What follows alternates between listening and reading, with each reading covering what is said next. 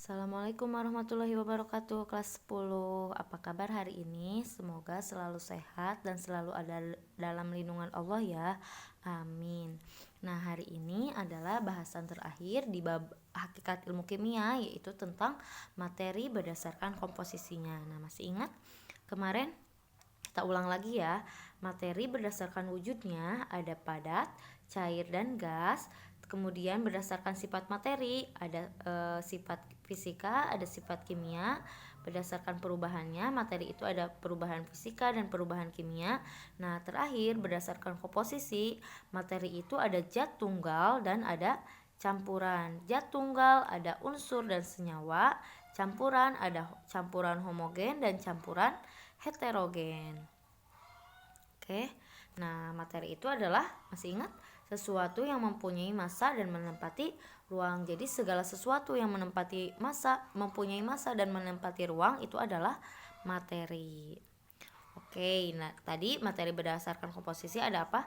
Zat tunggal atau zat murni ya, dan campuran. Oke, zat tunggal ada apa aja? Unsur dan senyawa. Campuran ada campuran homogen dan campuran heterogen. Nah, yang pertama zat tunggal atau zat murni dulu. Nah, ada unsur, ada senyawa. Unsur adalah zat tunggal yang tidak dapat diuraikan menjadi zat yang lebih sederhana. Jadi unsur mah nggak bisa diuraikan menjadi zat yang lebih kecil karena unsur adalah zat terkecilnya. Selanjutnya, kalau senyawa mah zat tunggal yang tersusun atas dua unsur atau lebih yang dapat disederhanakan lagi menjadi unsur yang lebih sederhana, yang dapat diuraikan menjadi unsur yang lebih sederhana melalui reaksi kimia. Jadi senyawa mah zat tunggal yang tersusun atas dua unsur atau lebih yang dapat diuraikan menjadi zat yang lebih sederhana melalui reaksi kimia. Jadi misalkan contoh senyawa apa? NaCl atau garam dapur ya, natrium klorida. Nah, itu bisa dipecah lagi menjadi Na dan Cl. Nah, kalau unsur mah tidak dapat diuraikan lagi. Contoh unsur misalkan unsur Na, unsur Cl itu udah berdiri sendiri kayak gitu. Nah, sekarang ke lambang unsur. Ini ganti ya, jangan tata nama tapi lambang unsur.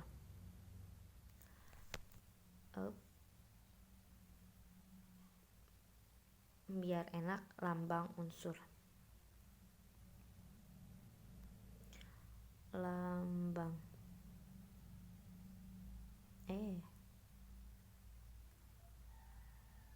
lambang lambang aja ya, tulis lambang unsur. Nah, unsur diberi nama berdasarkan penemu atau tempat ditemukannya. Nah, misalkan ada unsur perak atau Ag ya, itu namanya itu diambil dari tempat ditemukannya, yaitu di Argentina, makanya namanya juga argentum. Jadi perak itu atau Ag argentum, nah ditemukannya itu di Argentina, makanya namanya argentum. Terus ada yang namanya unsur germanium Ge, itu juga ditemukannya di Jerman. Terus ada juga yang berdasarkan nama penemu, ada Einstein atau Einsteinium, itu juga ditemukannya oleh Einstein. Nah, sekarang tata nama berdasarkan Benzelius. Jadi Benzelius ini menyusun cara untuk melambangkan unsur supaya di seluruh dunia itu nama unsurnya itu sama, nggak ada yang beda. Yang pertama, gimana tata nama menurut Benzelius? Yang pertama, unsur diberi nama dengan bahasa Latin. Jadi unsur itu diberi nama dengan bahasa Latin. Misalkan kayak perak kan bahasa Inggrisnya silver karena ditemukannya di Argentina jadi argentum kayak gitu. Jadi bahasa Latinnya argentum. Kayak unsur besi di sini besi, di bahasa Inggrisnya iron tapi bahasa Latinnya ferro atau ferrum ya, makanya dinamain di unsur periodiknya juga ferrum kayak gitu. Nah, ditulis dengan huruf kapital nama awal unsur tersebut. Jadi ditulisnya itu huruf kapital. Huruf kapital kayak gimana? Yang huruf besar. Oke, misalkan kayak nitrogen, lambangnya berarti N. Kayak fluor berarti lambangnya F. Kayak sulfur berarti lambangnya S, kayak gitu. Tapi gimana Bu kalau misalkan ada unsur dengan huruf awalnya sama? Nah, kalau misalkan ada unsur dengan huruf awalnya sama, maka salah satu unsur ditambah satu huruf lagi dari unsur tersebut dan ditulis dengan huruf kecil. Misalkan tadi yang N udah dipegang nitrogen ya, nitrogen lambangnya N. Kalau misalkan namanya natrium gimana? Tambahin aja satu huruf dari unsur tersebut dan ditulis dengan huruf kecil. Jadi natrium itu lambangnya Na, natrium. Oke. Kalau misalkan ferum kayak tadi besi ferum, kan tadi F itu punya fluor, berarti ferum ditambahin E, ferum. Jadi Fe, lambang unsurnya itu adalah Fe. Nah, misalkan nama unsurnya nitrogen, nama latinnya nitrogen, lambang unsurnya N. Natrium, nama latinnya natrium, lambang unsurnya Na. Nikel, nama latinnya nikel, lambang unsurnya Ni. Fluorin, nama latinnya fluorin, lambang unsurnya F. Besi, nama latinnya ferrum, lambang unsurnya Fe. Belerang, nama latinnya sulfur, lambangnya S. Selenium, selenium Se. Misalkan kayak emas aurum, berarti lambangnya Au. Argentum atau perak argentum, lambang unsurnya Ag, dan lain sebagainya lah. Tembaga Cu, kuprum, kayak gitu. Oke, nah unsur yang ada sekarang itu berjumlah 118, 92-nya alami dan 26-nya buatan. Nah, semua unsur ini akan disusun dalam suatu sistem periodik unsur. Periodik, namanya juga periodik, berarti tersusun secara periodik, berulang-ulang. Nah, sistem periodik unsur yang sekarang ini adalah seperti ini. Nah, sebelumnya bukan kayak gini. Nanti akan kita bahas di bab 3. Oke. Nah, yang memanjang dari H ke HE, LI, BE, BCE, NOO, FE, NE, NAM, GAL, SI, PS, CLAR itu namanya periode. Jadi periode mah baris 1, baris 2, baris 3, baris 4, baris 5, baris 6, baris 7, baris itu adalah periode. Nah, kalau yang dari 1 ke bawah urutannya ke bawah itu namanya golongan. Jadi ini golongan 1A, golongan 2A, golongan 3A, golongan 4A, golongan 5A, golongan 6A, golongan 7A, golongan 8A. Nah, kenapa Bu nggak nyampe ke sini dulu? Nah, itu nanti akan kita bahas di bab 3. Oke. Ini golongan 1. Golongan 1 bisa kita singkat Hajilina kawin, Ruby CS frustasi, H hidrogen, litium, Na natrium, K kalium, Rb rubidium, CS cesium, Fr francium. B golongan 2 sekarang, ini golongan 2A namanya. Be Mgca Srbara. Be-nya beryllium, Mg-nya magnesium, Ca-nya kalsium, Sr-nya strontium, Ba-nya barium, Ra-nya radium. Beli mangga, cari sirsak, bawa rambutan. Yang ini golongan 3-nya kesini nih. BALGAINTL. Yang ini uut, FL, uup, lup, uus sama uuo tuh ini adalah unsur buatan ya. Kita sekarang fokus ke yang alaminya dulu. Yang ketiga tadi golongan 3 balaga intel, barium, boron, aluminium, gallium, indium, dan tellurium. Thallium, maaf. Yang keempat, golongan 4 ada CSIGE-SNPB, berarti cerita Siti Geli sangat pemberani. C-nya karbon, silikon, germanium, SN-nya stannum, Pb-nya plumbum. Yang kelima A, NPASSBBI, N-nya Neng Popi asik sambil bisik-bisik. N-nya nitrogen, fosfor, AS-nya arsen, SB-nya stibium, BI-nya bismut. OSSETLPO, orang Singaparna atau orang Surabaya sedang telepon polisi. O-nya oksigen, S-nya sulfur, Se-nya selenium, Te-nya tellurium, Po-nya polonium. Nah, selanjutnya golongan 7A ada FClBrIAT, fluor, klor, brom, iodin, At tu astatin. Freddy celana baru, ih atel.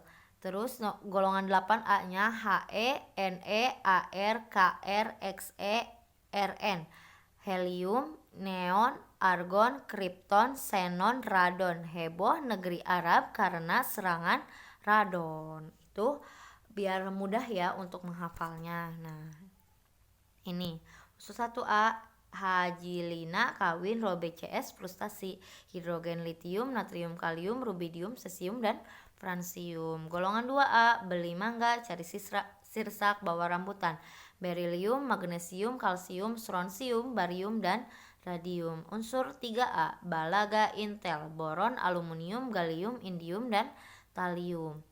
Golongan unsur 4A, cerita Siti, geli, sangat pemberani, karbon, silikon, germanium, stannum dan plumbum. Golongan 5A, Neng Popi asik sambil bisik-bisik, nitrogen, fosfor, arsenik, stibium dan bismut. Selanjutnya golongan 6A, orang Surabaya sedang telepon polisi, oksigen, sulfur, selenium, tellurium dan polonium. Unsur 7A, Freddy celana baru, ih atel, fluorin, klorin, bromin, iodin, astatin. Selanjutnya golongan 8A, heboh negeri Arab karena serangan radon, helium, neon, argon, krypton, xenon, radon. Nah, untuk memudahkannya lagi, Ibu ada lagu. Tapi maaf ya kalau misalkan ya beginilah suaranya pas-pasan. Unsur 1A, hidrogen, litium dan natrium, kalium dan rubidium, cesium serta francium. Unsur 2A, berilium, magnesium, kalsium, ada strontium, juga barium, dan juga ada radium. Sekarang masuk unsur 3A, ada boron dan aluminium, dan gallium dan juga indium. Terakhir thallium. Oh, 3A. Unsur 4A, ada karbon, silikon, germanium, serta plumbum. Itu unsur golongan 4. Unsur 5A, nitrogen, fosfor, arsenik, stibium dan juga bismit. Itu unsur golongan 5. Kita masuk unsur 6A, oksigen dan juga ada sulfur, selenium serta tellurium. Terakhir polonium. Kita masuk unsur 7A, ada fluor serta juga ada klor, bromyodium dan juga astatin. Masuk unsur 8A. Masuk 8A, helium, neon, argon, krypton, xenon, radon. Ayo kita pahami. Nah, kenapa yang unsur 8A itu dibedakan lagunya? Karena unsur 8A itu ini adalah unsur gas mulia. Unsur gas mulia itu adalah unsur yang sudah stabil. Jadi kalau misalkan unsur 1, 2, 3, 4, 5 sampai 7 itu adalah belum stabil. Makanya harus melakukan persenyawaan supaya unsurnya menjadi stabil ya. Nah, kalau unsur 8A tanpa dia bersenyawa juga sudah stabil. Oke, nah unsur 1A itu dinamakan alkali. Unsur 2A alkali tanah, unsur 3A unsur aluminium, unsur 4A unsur karbon, unsur 5 unsur nitrogen, unsur 6 unsur oksigen, unsur 7A unsur halogen, unsur 8A gas mulia. Oke. Nah, selanjutnya unsur itu bagian terkecilnya itu disebut atom. Nah, berdasarkan sifatnya unsur itu ada 3. Ada apa aja? Ada logam, ada semi logam, ada non logam, metal, metaloid atau non metal. Selanjutnya, nah logam ini berwujud padat ketika pada suhu ruang kecuali Hg atau air raksa ya, hydragium. Nah, kalau non logam berwujud padat, cair dan gas. Nah, kalau semi logam sifatnya itu berada di antara logam dan non logam. Nah, logam bersifat konduktor, menghantarkan panas atau listrik yang baik. Kalau semi logam, semi konduktor. Kalau non logam, isolator, tidak dapat menghantarkan panas atau listrik. Selanjutnya, nah logam ini dapat direnggangkan menjadi kawat atau ditempa menjadi lempengan. Kalau non logam tidak dapat diregangkan ataupun ditempa. Nah, contoh dari logam ada semua unsur 1A kecuali hidrogen. Unsur 1A tadi apa? Litium, natrium, kalium, rubidium, cesium, francium. H-nya hidrogennya nggak ikut karena hidrogen itu termasuk non logam gas ya. Kalau golongan 2A mah semuanya, magnesium, berilium, magnesium, kalsium, strontium, barium dan radium. Terus golongan-golongan transisi, golongan yang B ya, itu golongan transisi kayak besi, kuprum atau tembaga, nikel, skandium, titanium dan lain sebagainya. Nah, kalau non logam semi logam contohnya ada boron, silikon, germanium, arsenik, antimon, tellurium dan polonium. Sedangkan non logam mah ada karbon, nitrogen, fosfor, oksigen, sulfur, selenium dan semua golongan 7A. 7A teh fluor, klor, brom, iodin dan astatin. Golongan 8A helium, neon, argon, kripton, xenon, radon. Oke.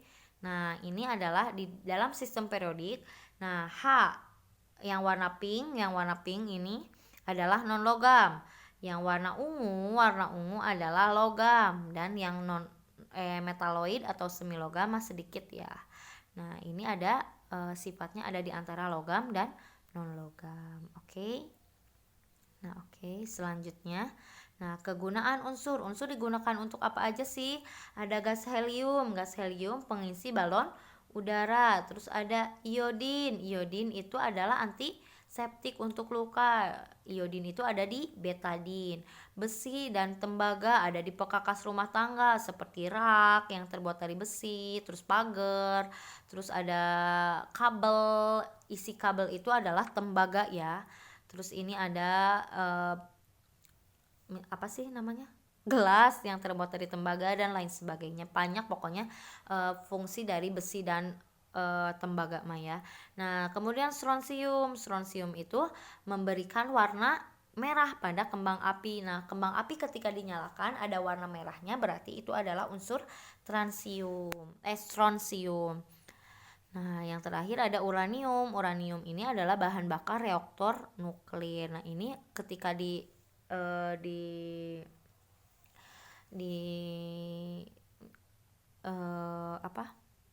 di alam ini adalah batuan uraniumnya. Oke, ini adalah bahan reaktor untuk nuklir dan masih banyak lagi manfaat-manfaat dari unsur ya. Misalkan kayak emas emas berfungsi untuk alat perhiasan, perak juga dan lain sebagainya. Pokoknya banyak unsur kan ada 118 dan semuanya itu memiliki fungsinya masing-masing atau kegunaannya masing-masing.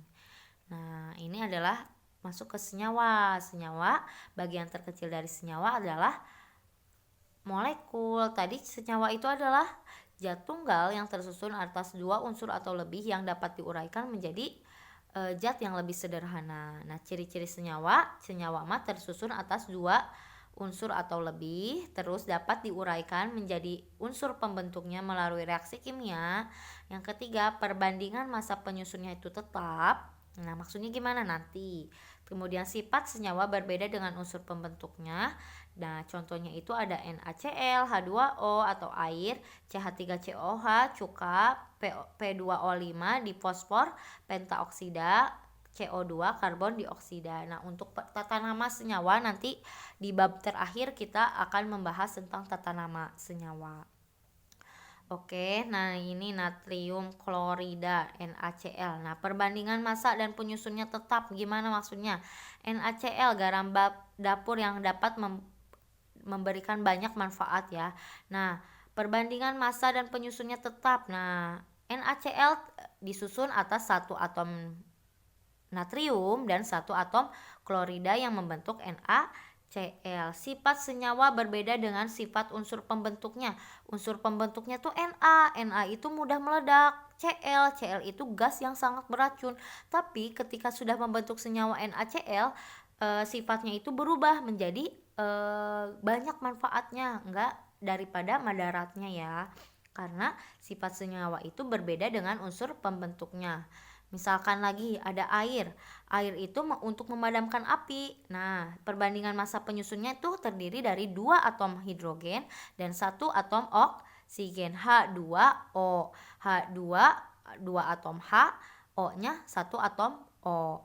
Sifat hidrogen sebelum bersenyawa itu adalah mudah terbakar. Sedangkan oksigen zat yang dibutuhkan dalam reaksi pembakaran. Namun ketika setelah bersenyawa antara hidrogen dan oksigen membentuk H2O akan berfungsi sebagai pemadam api atau air ya. Air itu memadamkan api. Berbeda kan sifat unsur-unsur pembentuknya ketika dia telah menjadi senyawa. Jadi sifat senyawa berbeda dengan unsur pembentuknya. Atau ini nih lihat.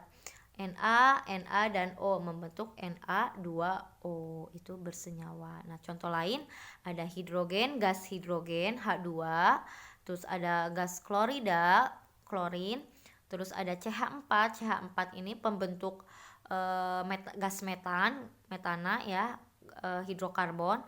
Ini adalah air H2O. Oke, ini adalah persenyawaan dari unsur-unsur membentuk suatu senyawa. Ada hidrogen, senyawa diatomik, ini senyawa poliatomik. Selanjutnya ada campuran. Campuran apa? Campuran mah gabungan dua zat atau lebih yang sifat asalnya tidak hilang. Jadi misalkan campuran air dengan gulanya tetap ada sifatnya manis, kerasa. Terus ada misalkan air dengan pasir masih kelihatan kerikil-kerikil pasirnya masih. Berarti itu adalah gabungan dua zat atau lebih yang sifat asalnya itu tidak hilang. Nah, campuran itu ada dua. Ada campuran homogen, ada heterogen. Homo itu tuh sama, berarti tidak terlihat. Tidak ada perbedaan antara fase yang satu dengan fase yang lainnya. Homogen berarti tercampurnya secara sempurna. Contohnya air dan gula. Campuran air dan gula itu antara gula dengan airnya itu tidak kelihatan ya fase-fasenya. Jadi sudah tercampur secara sempurna. Yang kedua ada heterogen. Heterogen berarti tidak tercampur secara sempurna. Misalkan campuran air dengan pasir, gerinjul pasirnya itu masih kelihatan ya, makanya namanya campuran heterogen. Nah, contoh campuran homogen ada apa aja? Ada sirup, terus larutan gula, ada larutan garam. Kalau heterogen ada campuran air dengan pasir, ada udara sebenarnya itu adalah gabungan dari debu-debu yang dalam bentuk gas ya. Terus ada campuran air dengan minyak, itu tidak akan bercampur. Kalau air dan minyak makanya dinamakan campuran heterogen. Nah, campuran homogen disebut juga larutan. Larutan itu jenisnya ada 3. Ada larutan asam, ada larutan basa, ada larutan garam atau netral. Nah, larutan asam rasanya masam. Kalau basa rasanya pahit. Terus kalau asam bersifat korosif atau merusak kulit ya. Kalau basa itu kaustik atau membuat gatal. Nah, kalau asam mengubah kertas lakmus biru menjadi merah, kalau basa sebaliknya mengubah kertas lakmus merah menjadi biru. Contoh asam apa aja? Ada tomat, ada lemon, terus ada sirup yang rasanya asam ya, pokoknya hampir buah-buahan itu rasanya asam. Terus ada basa, basa mah contohnya kayak sabun, terus sampo itu sifat larutannya larutan basa. Nah, pH-nya asam kurang dari 7. Kalau basa itu lebih besar dari 7. Nah, kalau misalkan asam dan basa bereaksi, dia akan menghasilkan reaksi penetralan atau penggaraman yang akan menghasilkan senyawa atau campuran garam atau netral yang ber-pH 7. Oke. Nah, selanjutnya gimana sih cara membedakan antara larutan asam, basa, dan garam? Jawabannya menggunakan indikator. Indikator itu adalah zat yang akan berubah warna sesuai dengan sifat lingkungannya. Misalkan ketika dia basa warnanya jadi apa, ketika asam dia warnanya jadi apa, ketika netral dia tidak akan berubah warna. Indikator itu ada 2, ada indikator alami, ada indikator buatan. Nah, indikator alami ada kunyit, tahu ya kunyit. Terus ada kulit manggis, kulit kembang sepatu mahkotanya ya. Terus kalau buatan mah ada lakmus, ini adalah lakmus merah. Ini lakmus biru, ini lakmus merah. Nah, ketika lakmus biru dimasukin ke larutan asam, ini larutannya asam, dia akan berubah warna menjadi merah. Nah, ini larutan basa, ketika lakmus merah dilarut atau dicelupkan ke dalam larutan basa, maka dia akan berubah menjadi biru. Makanya tadi larutan asam itu mengubah lakmus biru menjadi merah dan larutan basa mengubah lakmus merah menjadi biru. Nah, selanjutnya ini ada indikator universal. Jadi tinggal dicelupin nanti warnanya akan disesuaikan dengan warna yang ada di sini. Maka nanti ketahuan pH-nya ada berapa. pH-nya berapa. Nah, ini pH meter. pH meter mah paling cepet, paling enak ya, tapi harus dikalibrasi dulu menggunakan larutan buffer atau larutan penyangga, bukan bawa perasaan ya. Buffer itu larutan penyangga, jadi larutan buffer atau larutan penyangga itu tidak akan berubah meskipun ditambah sedikit asam maupun sedikit basa. Makanya dia bisa menjadi kalibrator atau kalibrasi, menjadi larutan kalibrasi. Oke. Nah, yang terakhir ini yang dialami ketinggalan ada kol ungu. Nah, selanjutnya ada pemisahan campuran. Pemisahan campuran ada filtrasi atau penyaringan, ada ekstraksi, ada destilasi atau penyulingan, ada kromatografi. Filtrasi, pemisahan berdasarkan perbedaan ukuran partikelnya. Nah, misalkan disaring ya, berdasarkan ukuran partikel penyusun campuran. Contohnya ada penjernihan air, pemisahan pasir dengan kerikil, dan lain sebagainya. Terus ekstraksi itu pemisahan campuran berdasarkan perbedaan kelarutan bahan dari suatu pelarut. Nah, misalkan contoh ekstraksi itu dari sari kelapa, dari ampasnya itu bisa menggunakan pelarut air. Nah, atau juga misalkan pengen bikin essential oil dari minyak cengkeh. Nah, itu tuh menggunakan ekstraksi. Ini contoh ekstraksi menggunakan alat yang namanya shocklet. Oke, jadi parfum itu parfum dari bahan alam itu menggunakan metode pemisahan campurannya itu metode ekstraksi. Jadi pengen mengekstrak zat aktif yang ada dalam suatu bahan itu menggunakan ekstraksi. Terus ada penyulingan atau destilasi, pemisahan campuran berdasarkan perbedaan titik didih. Contohnya penyulingan minyak bumi atau penyulingan air laut untuk menghasilkan air tawar. Ini adalah alat destilasi sederhana ya. Berbeda kalau misalkan kita akan menyuling atau mendestilasi minyak bumi, namanya destilasi bertingkat. Tapi kalau misalkan hanya untuk menghasilkan air laut, untuk menghasilkan air tawar, nanti ada pakai destilasi ini. Oke. Nah, terus selanjutnya ada kromatografi. Ini adalah contoh kromatografi yang simple, yang paling simple, yaitu kromatografi kertas. Nanti kalau misalkan kita udah masuk, insya Allah bisa lah ini untuk dilakukan praktikum. Alatnya cuma air dan tisu, terus ditetesin tinta yang warnanya hitam. Jadi sebenarnya tinta yang warnanya hitam itu adalah gabungan dari beberapa warna sehingga menghasilkan warna hitam. Jadi kalau kromatografi itu pemisahan berdasarkan perbedaan kecepatan merambat atau daya kapilaritas dalam fase diam. Contohnya pemisahan zat warna pada tinta atau pemisahan protein-protein. Pengen tahu nih protein apa saja yang terkandung di dalam daging, apakah ada valin, velalanin, lisin atau isoleusin dan lain sebagainya. Pengen tahu ada protein-protein yang terkandungnya itu protein apa aja, itu bisa pakai kromatografi. Dan kromatografi itu ada banyak, ada kromatografi kertas, ada kromatografi cair, terus ada HPLC ya, high pressure kromatografi dan lain sebagainya.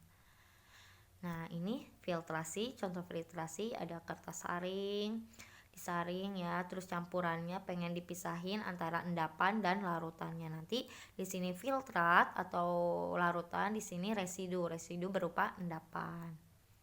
Nah, ini alat coklat, ini biasanya digunakan untuk ekstrak, kalau di laboratorium itu untuk mengekstraksi bahan-bahan alam untuk menghasilkan essential oil, biasanya menggunakan coklat ini.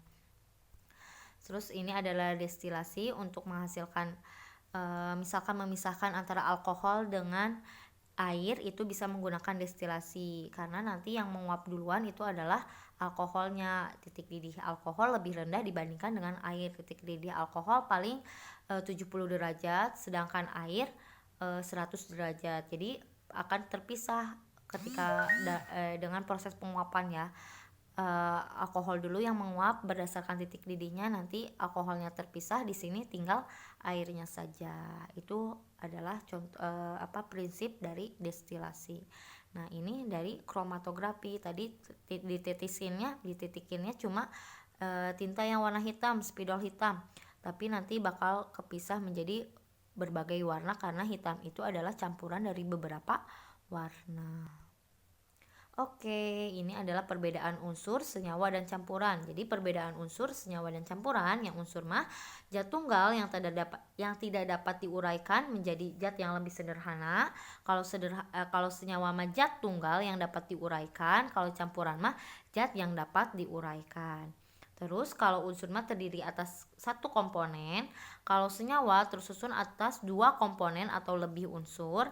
Terus kalau campuran mah gabungan dua komponen atau lebih. Kalau senyawa perbandingan massa penyusunnya itu tetap, kalau campuran perbandingan penyusunnya itu tidak tetap. Terus sifat senyawa berbeda dengan unsur pembentuknya. Kalau campuran sifat senyawa akan sama dengan unsur pembentuknya. Maaf ini terlewat ya. Oke, nah ini untuk tugasnya, kalian cukup hafalkan sistem periodik dari golongan 1 sampai 8A. Nanti minggu depan Ibu cek di random siapa yang akan kebagian ke cek ya. Jadi harus siap-siap, oke? Nanti tugasnya cuma dihafalin sistem periodik dari unsur 1A sampai 8A. Yang tadi Haji Lina naik kuda rombong, Haji Lina kawin Robi CS frustasi, atau beli mangga bawa sirsak, cari sirsak bawa rambutan, balaga intel, yang kayak itu ya.